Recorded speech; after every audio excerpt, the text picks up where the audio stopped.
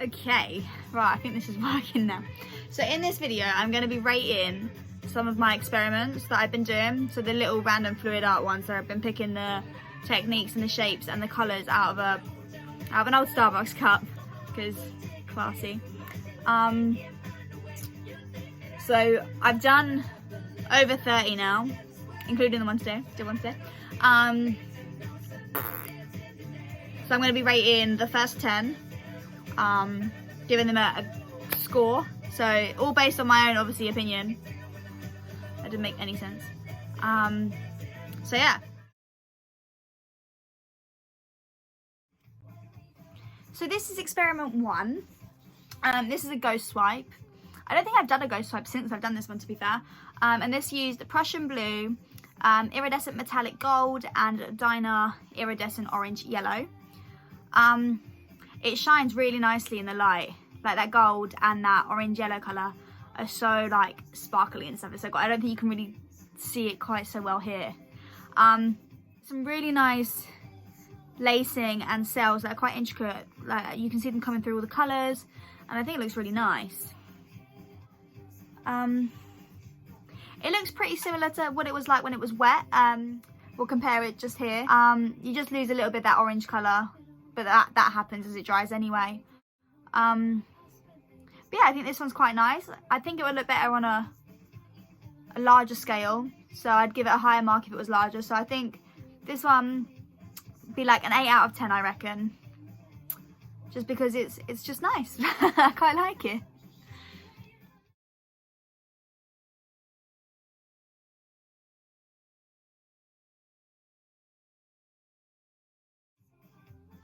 So this is experiment 2. I don't know what to say about this one at all. So this was meant to be a puddle pour, but it's just a mess. So the colours used on this were pearlescent green, burnt sienna, and the Dyna iridescent red blue. It's a weird one because when I first took a photo of it, so when I finished it, it looked like this, right? Like, look at the difference. And then when I left it and came back after a while, it looked like this, which is just even weirder. Like, how does it happen like that? And now it looks like this. Like, it just develops on its own. It does its own thing. But yeah, there's not really much to look at in it. There's no cells or anything like that. But that pearlescent green really came through at the bottom, which I don't understand how or why. So, I mean, to be fair, this is like a 1 out of 10. This is just not great. I don't like it. I think I had problems with the technique, and the composition was just stupid, and the colours just, I don't know. I don't like it. That's that.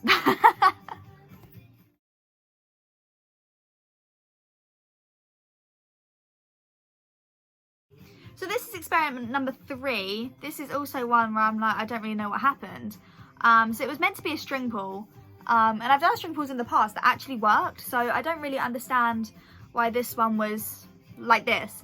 So the colours used were the Dyna iridescent orange yellow, dark cobalt violet, and pearlescent green again.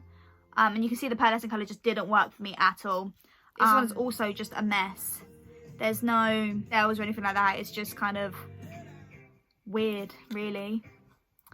I'd give this a complete fail, to be fair. I don't rate it whatsoever. It's like 0.5 on the scale if I have to put it on the scale. Yeah. Oh well. Yeah. Shit happens. Should have sworn.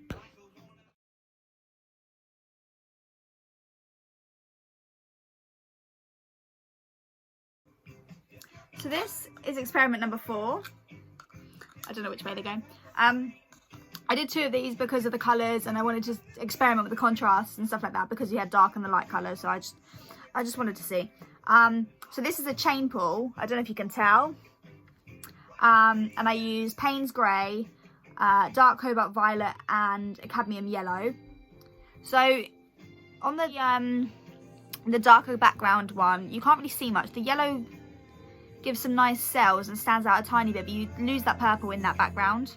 And then in the yellow one, you've got some really nice cells that really stand out against it. And it's interesting to see that the, especially with the yellow one, you can actually see the colours a little bit better. I think that they're more vibrant. I think they stand out a lot more when they're dry than when they were wet.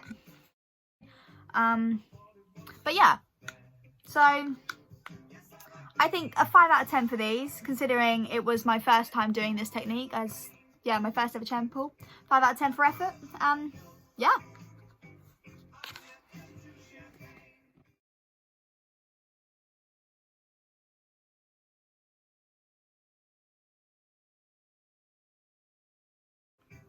This is experiment number 5.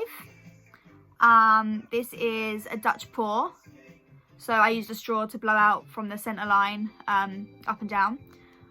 So the colours I used were iridescent metallic gold, hobbycraft purple, and the pearlescent green again. So this time I used the pearlescent green as the background, which works so much nicer, and it shines. That gold and that pearlescent green really like give it a shiny, sparkly thing. It's so nice, and the gold and the purple really complement that background as well, I think. Looking closer, it's got some amazing cells in the middle. Like the gold and the purple make some really nice cells. It kind of reminds me of fire, don't you think?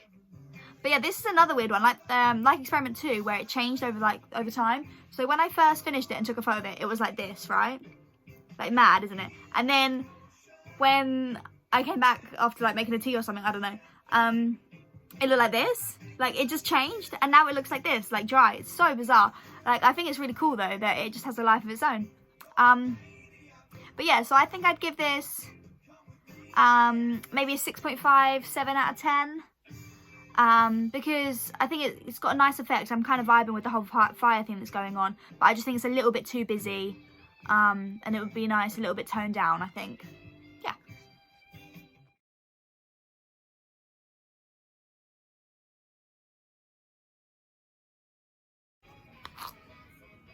So this is experiment 6.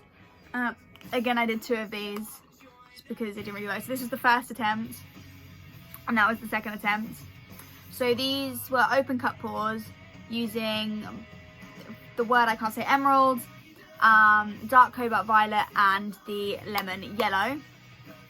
Yeah, it's amazing to see the difference between the wet and the dry results, because wet ones you can see all the colours so clearly, and then the dry ones it's just I don't really know what happened, but yeah, so there's that. There is some interesting cells going on, but it's just too dark to see what's going on. The first attempt is a bit too busy for my liking.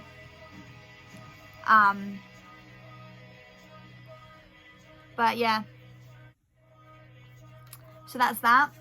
If I was to give myself a rating out of 10 for these, I think these are maybe like a 3 out of 10. It's not that great, is it? like they're not really good. The colours weren't really very complimentary. So yeah, all in all, a little bit disappointing, I think.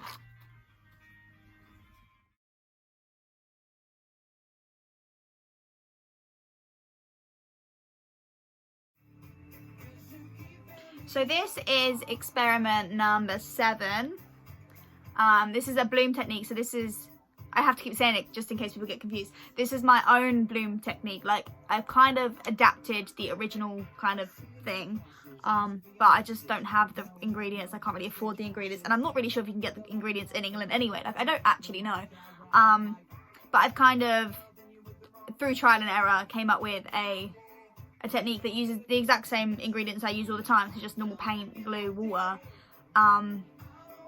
You just have it different consistencies, and it works in a similar way.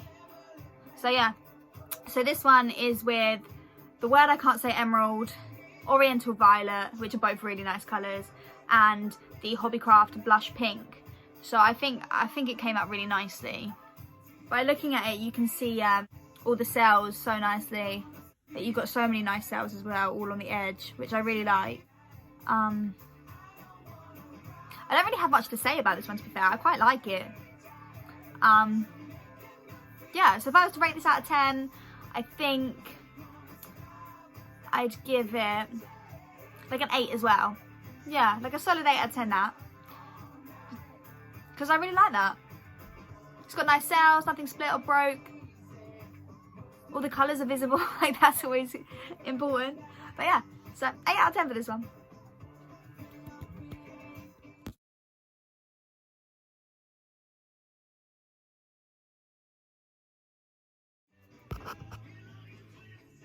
So this is experiment number 8.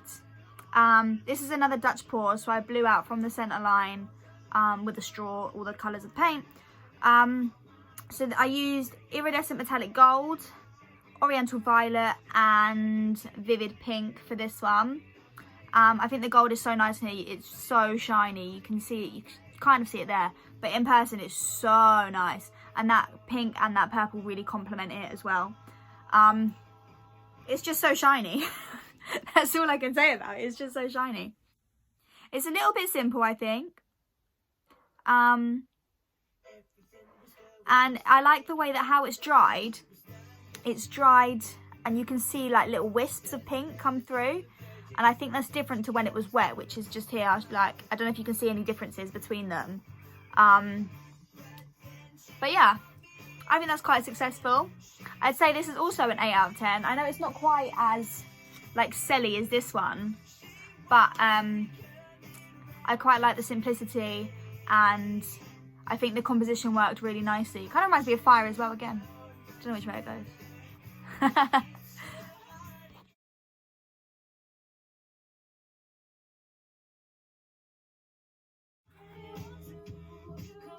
So this is number 9, experiment 9. So this is a dirty pour. It's really dark and you can't really see it very well. So this was used, I used the word I can't say emerald, the blush pink and the vivid pink for this one. So you kind of lost the green a little bit. I feel like the pink cells kind of overrun it. Yeah, but there's so many cells going on. It's actually crazy. So many cells. The only thing I would say is it's kind of like, you can't really see, but it's bumpy. It's like I've left too much paint on the surface, so it's kind of dried a little bit bumpy. But yeah, it's not too bad. It's very different, I think, from the wet version. What do you think? Tell me. Do you think it's much different? But yeah, I'd say maybe a 6.5 out of 10. I just think it's a bit too busy for my liking, and you've lost that nice green in the center here, and that vivid pink isn't very vivid. So yeah.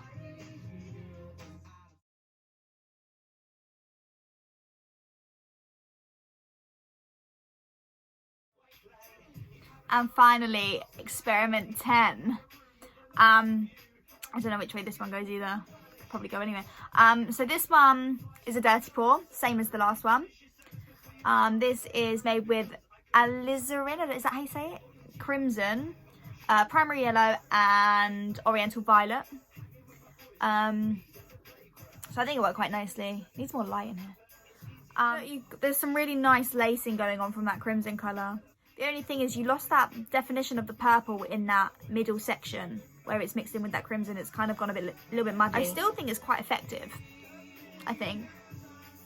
I don't know, I can't remember how different it is from the wet version. I actually think it's pretty similar. Let's have a look.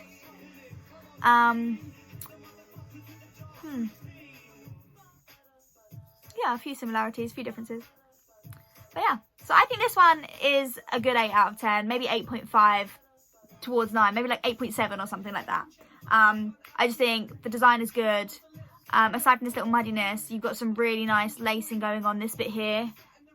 So nice, even though it's only tiny. I quite like it. So yeah.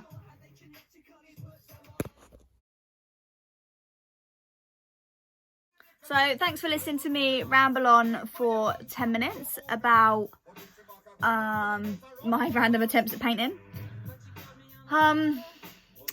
Do you agree? Do you disagree? Do you like the ones I don't like? Do you not like the ones I do like? Like, let me know in the comments below, or on my Facebook or on my Instagram.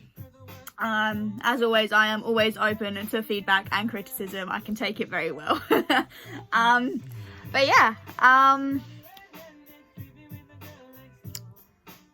yeah. Thanks for watching.